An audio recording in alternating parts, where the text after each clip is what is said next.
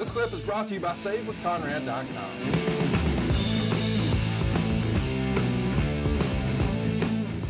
Let's talk about the next big time we see Sting. He's going to appear for a taping of Worldwide.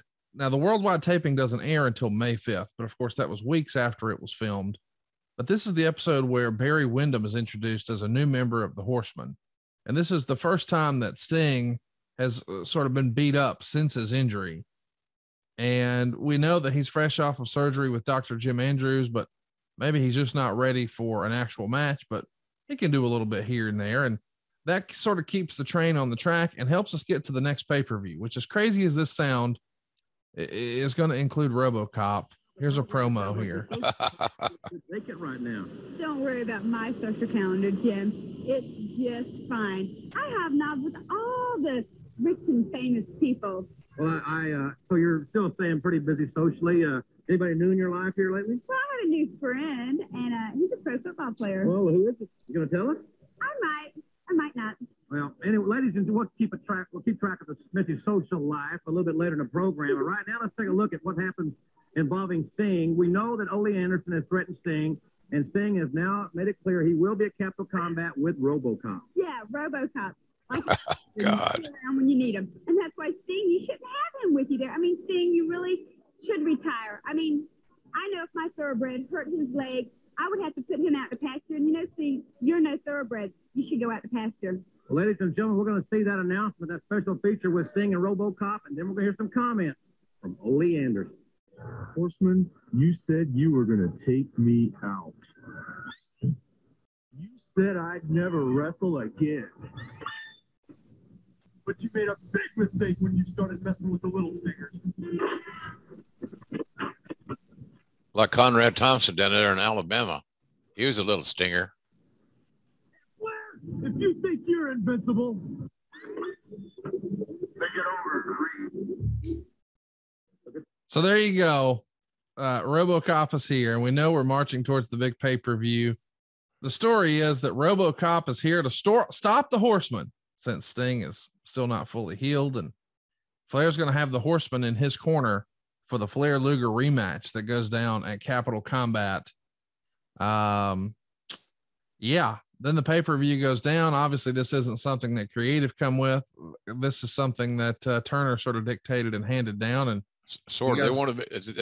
They were emulating the WWE, Conrad. Yes, that's all they wanted to be. We got to have sizzle. We got to have a little showbiz. We have to have some entertainment with our sports, and that we've gone over. This has happened in this show already several times, where we can point out where the motivation lies. The motivation lies in thinking that if we just emulate in a loose way the creative that WWE is parlaying, we're going to be just fine. And that's one of the most ridiculous analogies that one could ever think of. It seems obvious that we're setting up Sting to have an opponent in Sid. Sid's going to be his first big challenger. And I guess it makes sense to let the whole Flair Sting thing breathe a little bit. The houses aren't great coming off of Sting's win at Great American Bash, but in fairness, the house show business wasn't exactly setting the woods on fire beforehand. Do you remember Jim Herd or Ole Anderson, I guess, as he's heading up the booking committee, having second thoughts once they actually saw what was going on? Okay. Yeah, because we weren't selling tickets at live events. Yeah. People weren't leaving their homes, getting in their cars, loading the kids up and going to the arena and parking and buying a ticket. They had not made that level of a commitment yet to Sting, who again then, because he was the top babyface with the strap, is going to be getting the blame. And that makes, like you said earlier, it really doesn't make a lot of sense. There's a lot of guys in that card.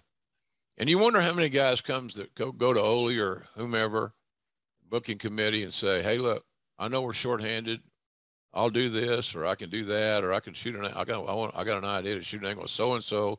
I don't remember that anybody breaking the door down to get themselves booked or to get themselves noticed at all. It just was a very unique time. I think leadership, basic leadership, Conrad, if your company doesn't have it, then you know where you're going. under. You got to have leadership.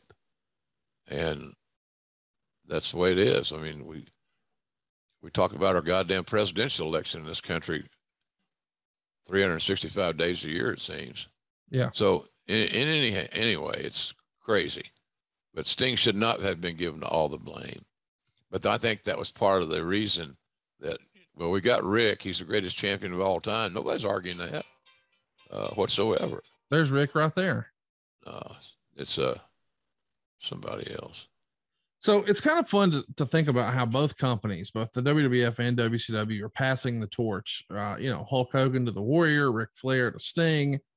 But now we're really searching for, man, we got to have something juicy for Sting to sink his teeth into. We got to get ready for these big pay-per-views. We got to have big opponents. We got to have big ideas.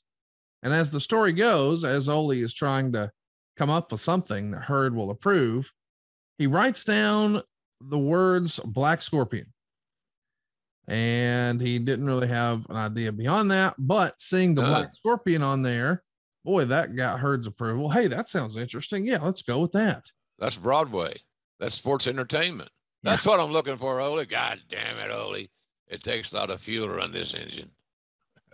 You like that gin, man. Hey, it's Conrad Thompson. Thanks for checking out the podcast here on YouTube. Be sure to hit the subscribe button and the notifications bell so you get a notice anytime we upload some new content. And go save yourself some money right now. If you're in a 30-year loan or you have credit card debt, it's not a matter of if I can save you money. It's a matter of how much. Find out right now for free at SaveWithConrad.com.